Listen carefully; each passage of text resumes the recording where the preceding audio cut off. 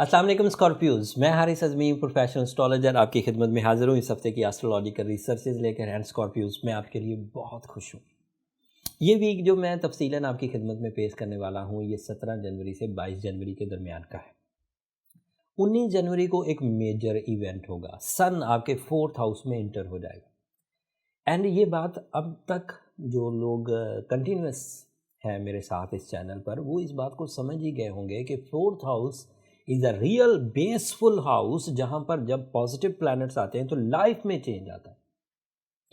And जो लोग astrology से दिलचस्पी रखते हैं उन्हें ये पता है कि 1st, 4th, 7th and 10th houses, ये एंगल्स बहुत इंपॉर्टेंट एंगल्स होते हैं जो बड़ी रीडेबल, बहुत ही बड़ी और बहुत ही नुमायाँ तब्दीलियाँ लेकर आते हैं। और सन इन सब तब्दीलियों का सबसे ताकतवर सोर्स है और ये आपके 4th हाउस में इंटर हो जाएगा। इससे फ़ायदे सुनिए। पहले जनरल एडवांटेजेस बयान करता हूँ, लेकिन बात बड़ी है, जनरल एडवांटेजेस से बहुत बड़ी बाद में बयान करता हूँ। Sun is your courage, sun is multitasking, sun is sudden gains. Sun की सपोर्ट से सूरज जब भी 4th हाउस 4th एंगल पर आता है, लाइफ स्टेटस अपग्रेड होता है, कर्जे उतरते हैं, घर की ताज़ीन व आराइश के लिए, घर की तब्दीली के लिए, बड़े घर लेने के लिए, लग्जूरियस लाइफ स्टाइल अपनाने के लिए रिसोर्सेज डेवलप भी होते हैं एंड रिसोर्सेज सही जगह इस्तेमाल भी हो जाते हैं। और एंड आपकी फितरत में बहुत कैलकुलेटिव डिसीजंस आने लगते हैं एंड ब्रेव, ईजी। एंड फिर उसके साथ साथ अगर सन 4th हाउस में हो तो ह्यूमन नेचर में एक सर्टन मैच्योरिटी पैदा होती है, जिसकी वजह से वो बंदा अच्छे और बुरे की तमीज़ करके डिसीजंस लेता है। तो ये एडवांटेज तो बेसिक हो गया। ऐसा साल में एक दफ़ा तो होता ही है, जब से आप पैदा हुए हैं हर साल ये चौथे घर में से तो गुजरता ही। लेकिन इस दफ़ा कुछ यूनिक होने वाला है स्कॉर्पियोस।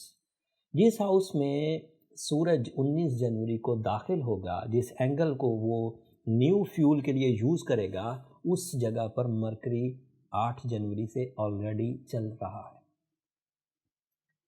उस हाउस में 18 दिसंबर 2020 से जुपिटर है, तकरीबन 19 दिसंबर से सैटर्न है। तो यहाँ पर अब 4 सितारे जमा हो गए आपके 4th हाउस में। 4 प्लैनेट्स का एक ही एंगल पर जमा होना मामूली बात नहीं है। आपको अगले कुछ दिनों में इस बात की अहमियत का अंदाज़ा हो जाएगा, सोशल मीडिया से भी, एंड आपको अपनी ऑब्जर्वेशन, इंडिविजुअल ऑब्जर्वेशन से भी पता चल जाएगा। सन एंड मरकरी अगर 4th हाउस में हो तो mind skills, public image, discipline, ये सब आता है। सन, मरकरी, जुपिटर अगर 4th हाउस में हो तो ह्यूमन नेचर में इन्हांसमेंट आती है, ह्यूमन अचीवमेंट्स में इन्हांसमेंट आती है। हम लोग अमूमी तौर पर इसे लक फैक्टर कहते हैं। तो वक़्वात से बढ़कर चीज़ें मिलती हैं, आसानी से मिलती हैं और बड़ी मिलती हैं, तो इसे लक भी कहा जा सकता है। लेकिन हकीकत में ये जुपिटर इन्हांसमेंट है जो एम्पलीफाई करता है, सब चीज़ों को बढ़ा देता है। And Saturn is there, which is producing some accuracy, discipline, dutifulness, rules, principles, researches and judgmental abilities. इसका फ़ायदा वसी तरह से होगा इन 4 प्लैनेट्स का। एंड ये बात जहन नशीन कर लीजिए, यहाँ पर ये बात ज़रूरी है कि सैटर्न 27.5 साल बाद आपके चौथे घर में, जुपिटर 12 साल बाद आपके चौथे घर में, सन एंड मरकरी तो बहरहाल हर साल आते, लेकिन ये चारों प्लैनेट्स आपके चौथे घर में 800 साल के बाद है। एंड 800 साल के बाद होने वाला इवेंट आप मिस तो नहीं करेंगे। मेरा ये मशवरा है बीइंग अ प्रोफेशनल कि आप कुछ भी करिए, कर गुजरिए, अब सोचने का टाइम नहीं। वसाइल को सही अंदाज से इस्तेमाल करेंगे तो बिग रिजल्ट्स एक्सपेक्टेड है। रिवॉर्ड्स रिस्पेक्ट की सूरत में, मटेरियल एडवांटेजेस की सूरत में, फेस वैल्यू की सूरत में, एजुकेशनल एक्टिविटीज़ की सूरत में एंड मिशंस को फुलफ़िल करने की सूरत में मुयस्सर आएंगे। लाइफ में डिसिप्लिन बढ़ेगा, फेस वैल्यू इंक्रीज़ करेगी, डोमिनेटिंग स्किल्स इंक्रीज़ करेंगी। बहुत सारी महरूमियाँ जो 2012 से ही स्कॉर्पियोज देख रहे थे, वो रिकवर होने का बिल्कुल नेचुरल इवेंट आपके पास मुयस्सर है। समझ लीजिए कि वक्त आपके लिए बाहर की तरफ जा रहा है। मेरा ख्याल है स्कॉर्पियोज इस इवेंट को बहुत अच्छे अंदाज से यूज़ करेंगे अपनी ज़िंदगी में, अपने लिए, अपने प्यारों के लिए, अपने डिपेंडेंट्स के लिए।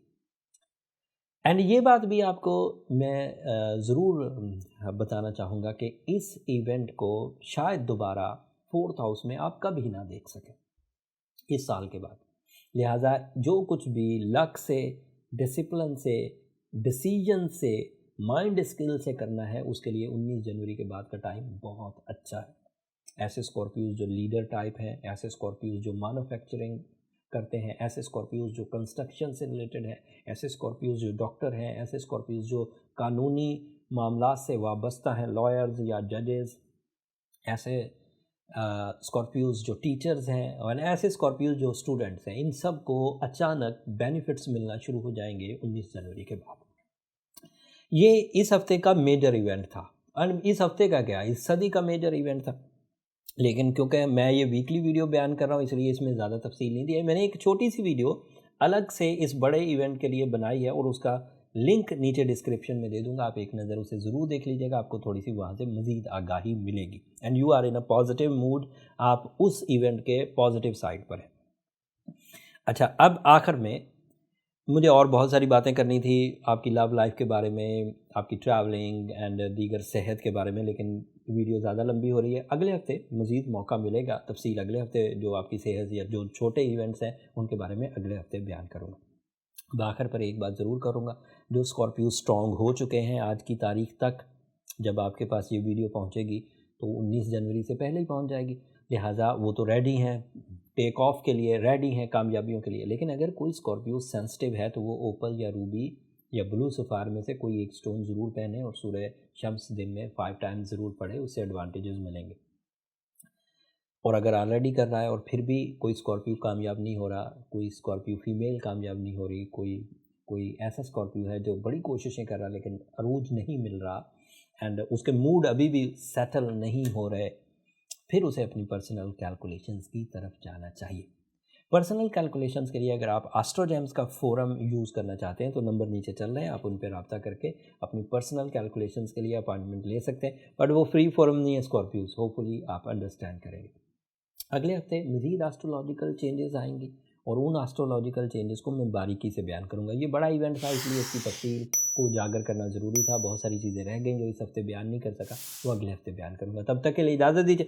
ہاں، جاتے جاتے میری 2 درخواستیں ہمیشہ کی طرح، چینل کو ضرور سبسکرائب کر لیجیے گا اور اپنی دعاؤں میں ہمیں ضرور یاد رکھیے گا. اگلے ہفتے تک کے لیے اللہ نگہبان.